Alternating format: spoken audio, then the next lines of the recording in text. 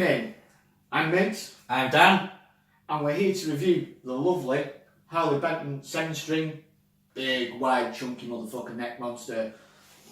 So this is the Harley Benton R-457 Progressive in white. It's from Thomann. It was £120.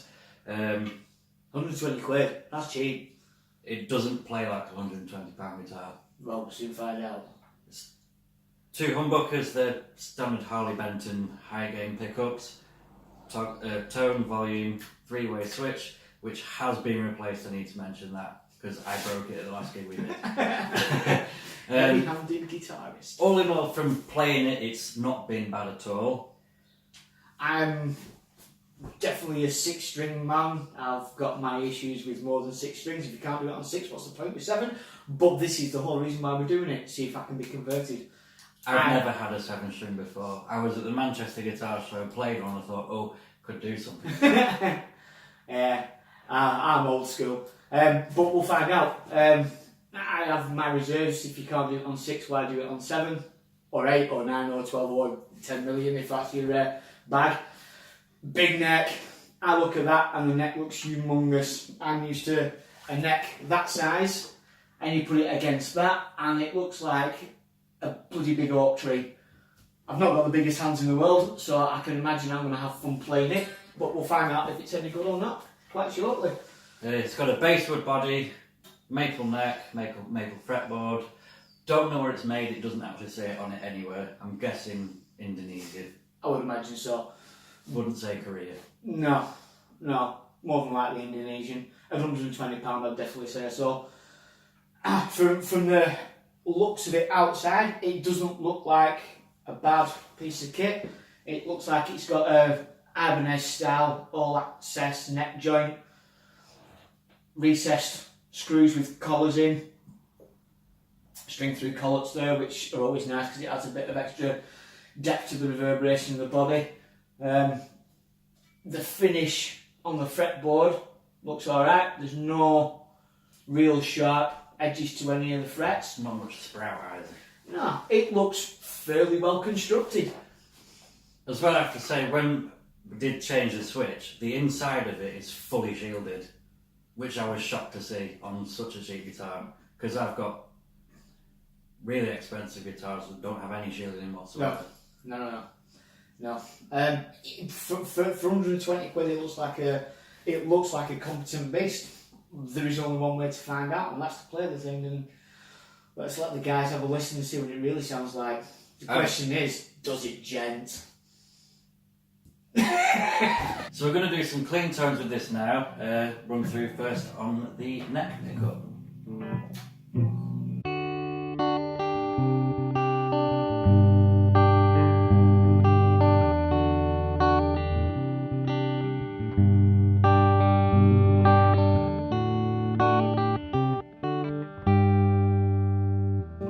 Bridge pickup.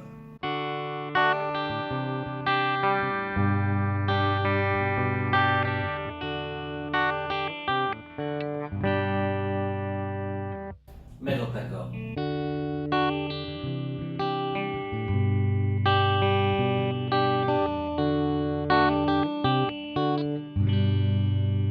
Yeah, I find that the pickups seem to be really well balanced. You go to the 50-50 split of the two humbuckers, and it doesn't really go very much neck biased.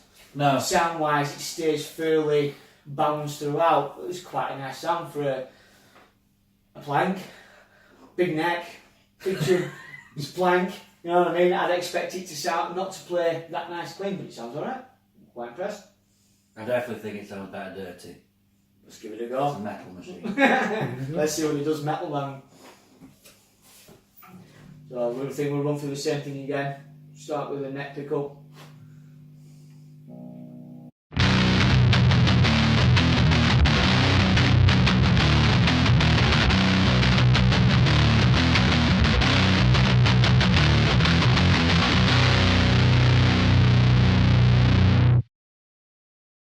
Bridge.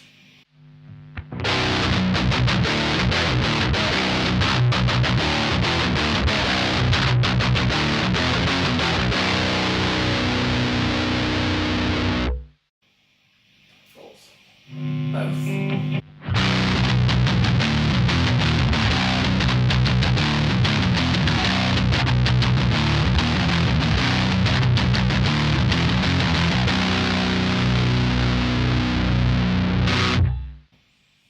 Not too bad. It certainly does what it says on the tin. It's very metal.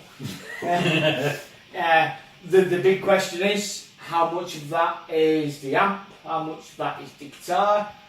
As you can probably see, we have got Dan's live setup. We've got my live setup. Dan's playing through a JCM 2000 TSL, Marshall 2B12 1936 cab. I'm playing through a Bugera G20. And believe it or not, I'm using an MG250 DX Marshall combo just as a speaker cabinet. It was a crafty idea. If that ever breaks, I've still got an amp in tow, but they are very, very different machines. So it will be a very good comparison if I ditch this and I take that off you, and we'll see what it sounds like through a completely different sounding amp, because they are worlds apart. Also, those that have seen us both play, I religiously have a tube screamer on and I have got no pedal board my foot switch. It literally is just what the amps have got. So Dan's got his 3 channels, I've got my 2. It's clean, it's driven, and that's about the size of it. So we'll do the same again. We'll run through cleans. He's never played a 7-string before. No, yeah, this is scary. So I'm just going to bumble along. We've not practiced anything, so.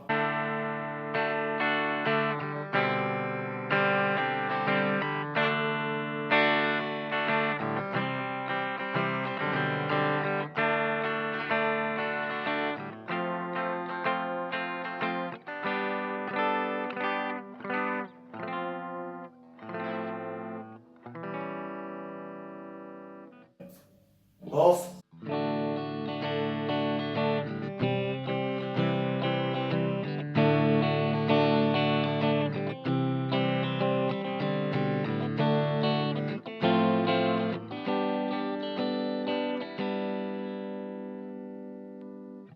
Neck.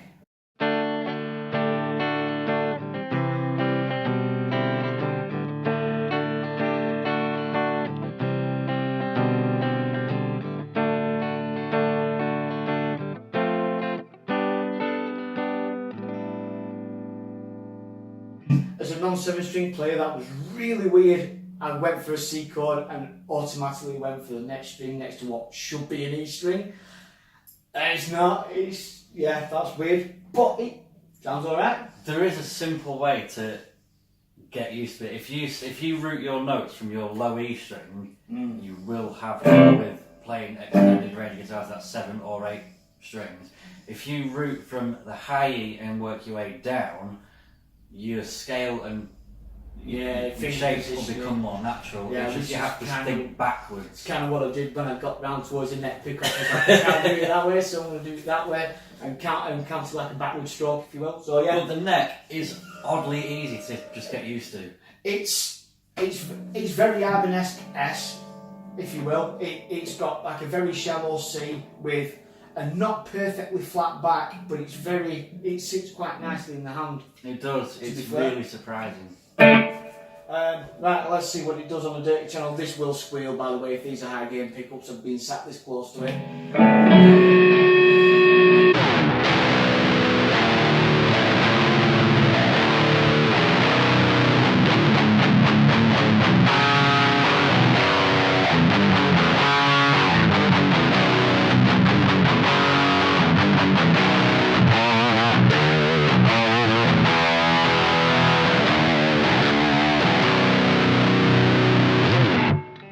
Both.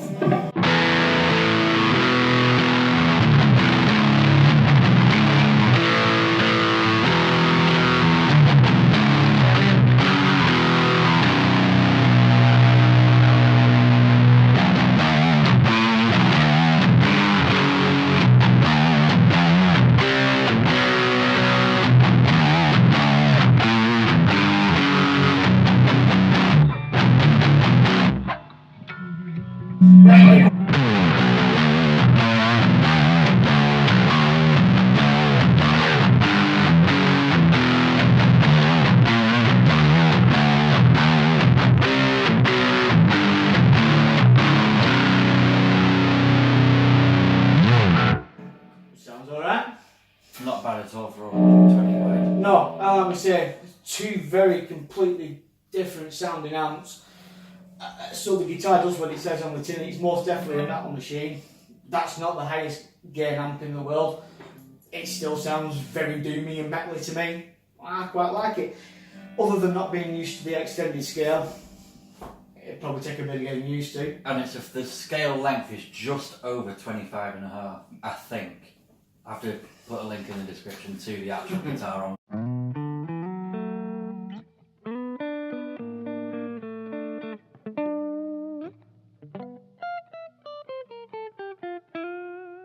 But it plays quite.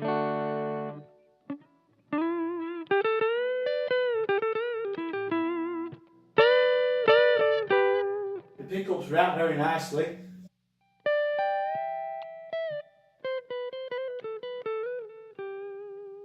They not. They react to kick stimulus. That neck pickup's really quite nice.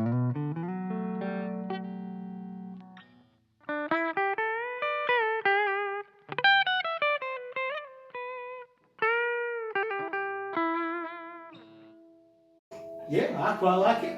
I have some reviews on this online, specifically for the black one, is that people are saying it sounds very muddy. Now, I've got a theory on this. The black one has a rosewood fretboard, which sounds duller anyway. It's very much With the maple fretboard, it'll brighten the tone up and get rid of the dull. So if you don't want a dull tone, get the white one. Yeah, I mean, as anyone who's got an Ibanez guitar or anything like that, super Strat-esque, basswood body.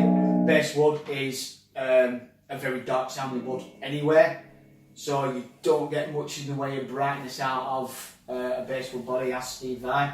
Hence why his Evolution pickups are that screaming. They do away with the dullness. The maple is always cleans it up nicely. Maple's always a good way to get a good balanced tone out of it, unless you're going to use something like that that's got a great big thick maple cap on it, and you get as much bright as you want. But yeah, I mean, it's quite nice. It's relatively easy to play. There are faults on it that I will be changing on this. One of which we've already talked about is the switch. The last gig we did, I pretty much snapped it. Getting a bit rough with changing it between pickups in mid-song, and I pushed the switch in. It was a really cheap switch, but went onto Axtech's website, got a cheap one for £5 or £6, easy to install. The tuning pegs, you probably hear throughout this video that it sounds like it's going out of tune. One reason is because we're both not used to the scale, so when you're playing some strings, you're accidentally bending them. And also, they're really, really cheap tuning pegs. They will need changing to an aftermarket. Yeah, Grover's a Shale is something because it's not a locking bridge or anything like that, something locking. They're relatively cheap, 20-30 quid, you can pick up a set of locking tuners of decent quality, which will completely upgrade the guitar to something very, very useful on stage. Yeah, I mean, everything, it almost feels like they've built a guitar where it's fully customised. It's like they've put the cheap bits on it because they know you're going to swap them out anyway. Yeah, I'll change the parts. Yeah, the guitar itself it feels very well built. It's not overly heavy. You can tell it's basswood. It's fairly light. Maple's always nice and light, but it feels solid in the hand. It's a fairly well built instrument. For 120 quid, you wouldn't really ask for an awful lot more. So yeah, customisable. If you want to pay an excessive amount of money for 7-string Seymour Duncans or DiMaggio's, by all means feel free, but I think the pickup's fairly good for a unknown branded pickup. There are other manufacturers that are in the ways like Iron Gear. I'm waiting for Iron Gear. Both me and Dan use Iron Gear pickups in with guitars. I mean, this thing I've got a DiMaggio deactivator there, but I've got a steam hammer by Iron Gear in the neck. And to be fair, that is just as good as pickup as that.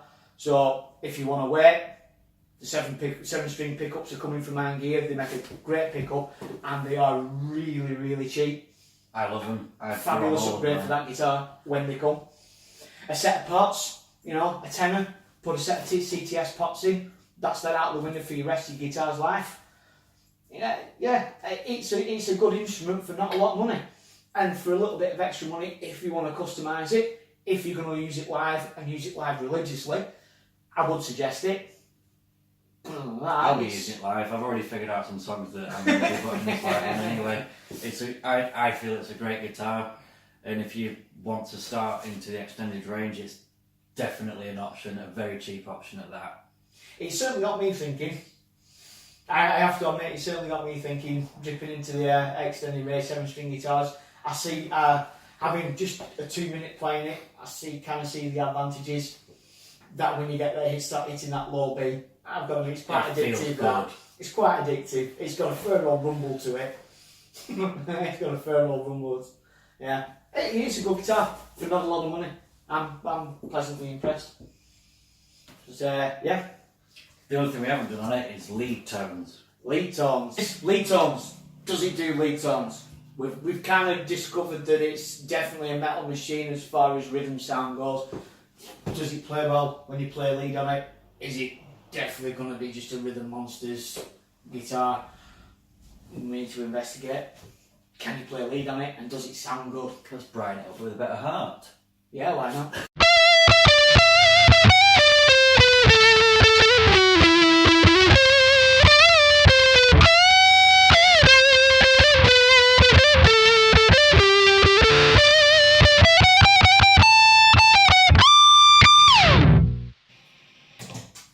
It sounds relatively good to me.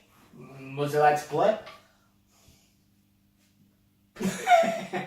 How does it compare to your other guitars, lead wise? You know, you play your Telly, your Les Paul. Does it compare playability wise? Definitely.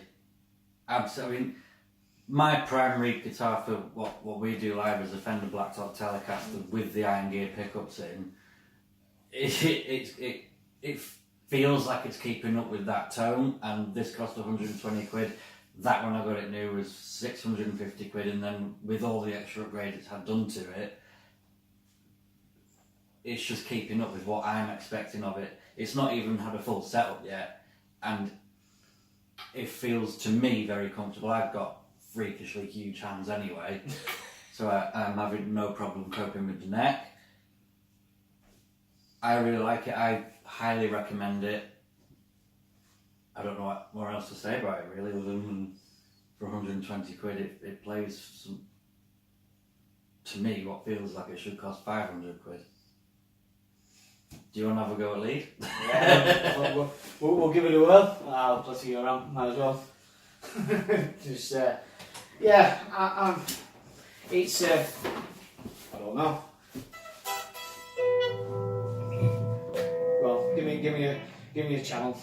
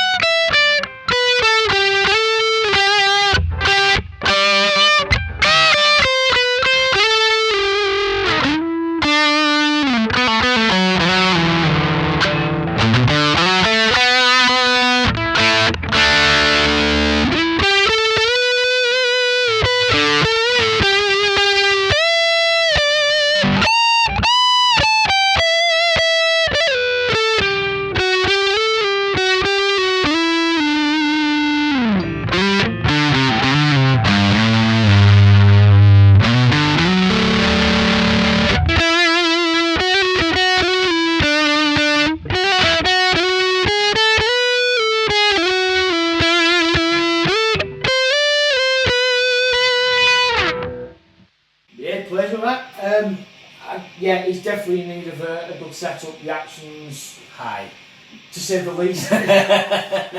you go for a bend and my finger just disappeared under the strings. It's like, shit, yeah, I've lost that one. But yeah, a decent setup.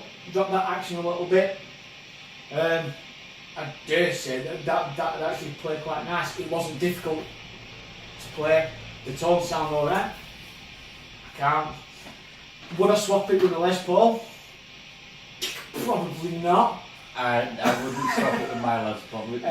We play very old Les Pauls in this band. And to be fair, that's probably about the best playing Les Paul I've ever picked up in my life.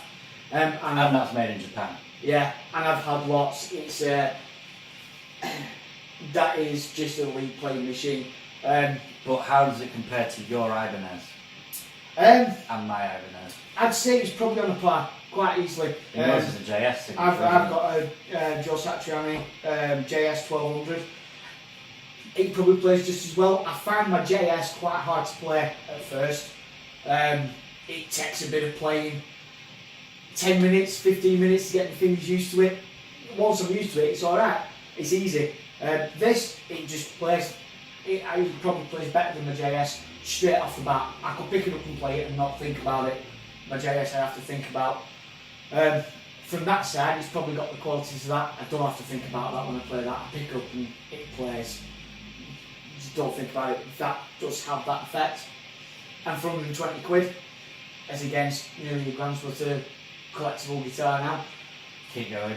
It's getting there. For 120 quid, that's a serious piece of kit. You know, like I say, a good setup. I mean, this is straight out of the box, guys. It's other than literally, other than the switch that Dan brought, this is how it comes straight out of the box. It's had a set of strings because he's played it live. 10 through 56. 10 through bass. 10 through Johnny Note. Yeah, 10 through our bass players categories. Yeah, it's a very nice playing guitar straight out of the box because essentially that's what it is. As German Termin also put one for 120 quid.